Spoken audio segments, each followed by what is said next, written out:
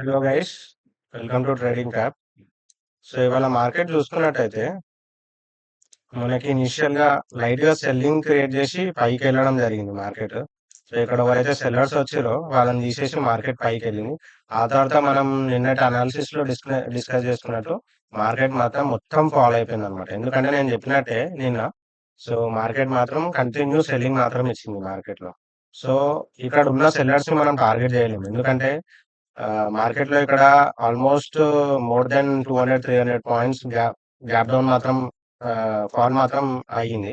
So వీళ్ళని మాత్రం మనం టార్గెట్ చేయలేము. ఇక్కడ మాత్రం సెల్లర్స్ ఉంటారు, స్ట్రాంగ్ సెల్లర్స్. సో ఇక్కడ మాత్రం మనం టార్గెట్ చేయలేము. కాబట్టి ఇన్ కేస్ మనకి రేపు పొద్దున స్ట్రైట్ గ్యాప్ అప్ ఓపెన్ అయినా, ఫ్లాట్ ఓపెన్ అయినా, గ్యాప్ డౌన్ ఓపెన్ అయినా, సెల్లింగ్ సైడ్ సెటప్ ని మాత్రం ఐడెంటిఫై చేద్దాం.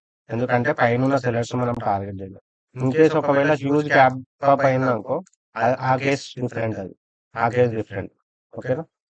నిఫ్టీలో కూడా సేమ్ అండి. మార్కెట్లో చూసుకున్నట్టయితే సేమ్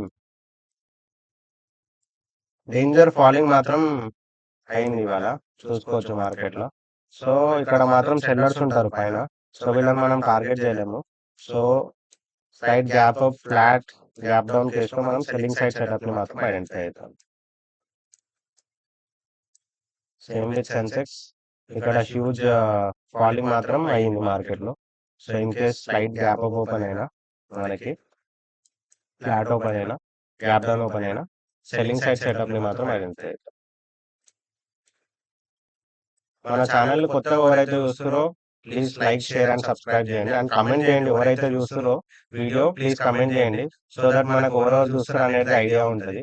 సో ఇన్ కేస్ మనము నెక్స్ట్ ఫర్దర్ గా వీడియోస్ చేయాలన్నా మాకు ఒక మోటివేషన్ మాత్రం అలా ఉంటుంది అనమాట. సో నాకు ఎవరెవరు చూస్తారో వీడియో మాత్రం రీచ్ ఎంతమంది చూస్తారో, రీచ్ అయ్యే వరకు వెళ్తుందో అర్థం అవ్వట్లేదు. సో ఇన్ కేస్ మీరైతే వీడియో చూస్తున్నట్టయితే ప్లీజ్ కమెంట్ చేయండి. థ్యాంక్ యూ అండి.